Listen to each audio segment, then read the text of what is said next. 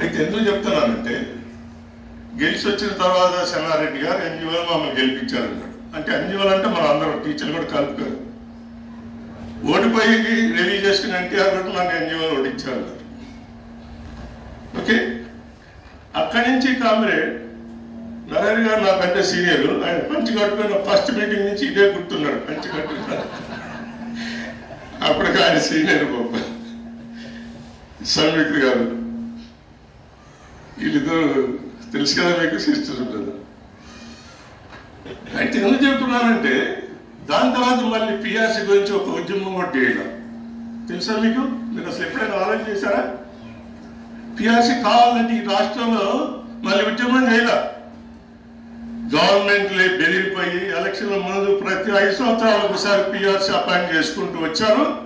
State విడిపోయిన తర్వాత కూడా అదే బార్గెనింగ్ కెపాసిటీ. గవర్నమెంట్లు భయపడి అంటే ఓడిస్తారు వీళ్ళు చైతన్యవంతులైనటువంటి ఉద్యోగులు ఈ రాష్ట్రంలో ప్రభుత్వాలు మార్చేస్తారనేటువంటి ఒక భయం పట్టుకుంది.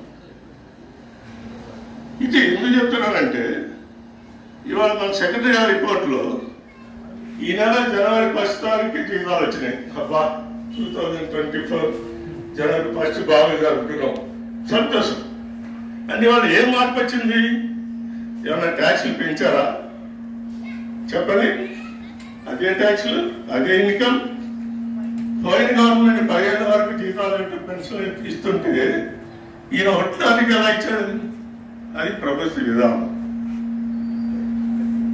అంటే ఏం అర్థం చేసుకోవాలి మనం? ఏదైతే ప్రభుత్వం ప్రజలకు నిజంగా సర్వీస్ చేసే ప్రభుత్వంలో వాళ్ళే అన్ని విషయాలు ఆలోచిస్తారు. వచ్చిన వాటికి పాసన చేయండి.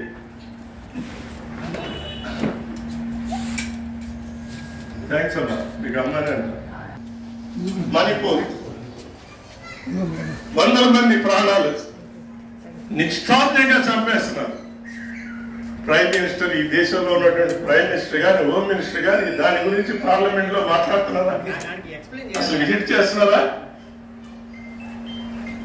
ఎన్ని ఉద్యమాలు చేస్తారండి? ఏం చేస్తే వస్తుంది మీకు? రాష్ట్రాలుగా దేశ స్థాయిలో చేశారు, ఏమైనా జరిగిందా? ఈ ఉద్యమాల వల్ల ప్రయోజనం లేదు. మీకు పిఆర్సీ గురించి ఎగ్జాంపుల్ చెప్పారు. ప్రభుత్వం భయపడాలి, ఓడిపోతుందని భయపడాలి.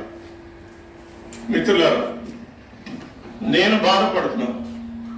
మరి స్వాతంత్రం సంపాదించినటువంటి మహానుభావులు ప్రాణాలు త్యాగం చేశారు. రాబోయే తరాలందరూ మనందరం బాగుండాలి. దాని ఫలితం ఈ రోజు మనం బాగున్నాం, మంచిగా చదువుకున్న స్థాయిలో అందరం సుఖంగా జీవిస్తున్నాం. అట్లాంటి స్వాతంత్రం పోతుంది ఈ దేశంలో. మళ్ళీ ఎలక్షన్ లో కానీ బీజేపీ కానీ గెలిస్తే అనేది నా భయం, నా బాధ. ఎలా దీన్ని కంట్రోల్ చేయాలి? ఇండియా ఫార్మ్ అయింది, ఓటు చెల్లకూడదు. అందరూ కలిసి ఒకే క్యాండిడేట్ ఎన్నికలు గెలిపించాలి.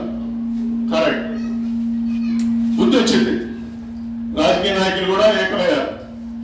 మోడీకి కూడా కావాల్సిందే. ఎందుకో తెలుసా? ఇవాళ మీకు ఒక్కడు గుర్తు చేస్తున్నారు. మొన్న జరిగినటువంటి 4 అసెంబ్లీ 5 అసెంబ్లీ ఎలక్షన్స్ లో హిందీ రాష్ట్రాల్లో గెలిచినటువంటి 3 ఎలక్షన్లు బీజేపీ ప్రజలు ఓటు వేసిన ఓటుతో గెలిచారని మీరు అనుకుంటున్నారా? అనుకున్న వాళ్ళ చేతులు ఎత్తండి. రిగ్గింగ్ కాదు, ఎలక్ట్రానిక్ ఓటింగ్ మిషన్స్ మ్యానిపులేషన్ 100% ఈ దేశంలో ఉన్నటువంటి అన్ని ఎగ్జిట్ పోల్స్ 1-2 తప్ప నుంచి క్లియర్ కట్ గా చెప్పారు. ఛత్తీస్గఢ్ కాంగ్రెస్ గెలుస్తుంది, మధ్యప్రదేశ్ కాంగ్రెస్ గెలుస్తుంది, రాజస్థాన్ అటు ఇటు కానీ. మిత్రులారా, ఏం ఎగ్జిట్ పోల్స్ అంత కరెక్ట్ గా మీరు నమ్ముతున్నారంటే ఎస్, తెలంగాణలో కూడా ఎగ్జిట్ పోల్స్ చెప్పారు. ఒక 2 ఎగ్జిట్ పోల్స్ తప్ప నుంచి అందరూ కూడా కాంగ్రెస్ గెలుస్తుందని చెప్పారు. నేను 1 year ముందు నుంచి చెప్పాను కాంగ్రెస్ కి సుమారుగా 70 ఓట్లు వస్తాయి, 70 సీట్లు వస్తాయి. నా అంచనా హైదరాబాద్ సిటీ చదువుకున్న వాళ్ళే మోసం చేశారు.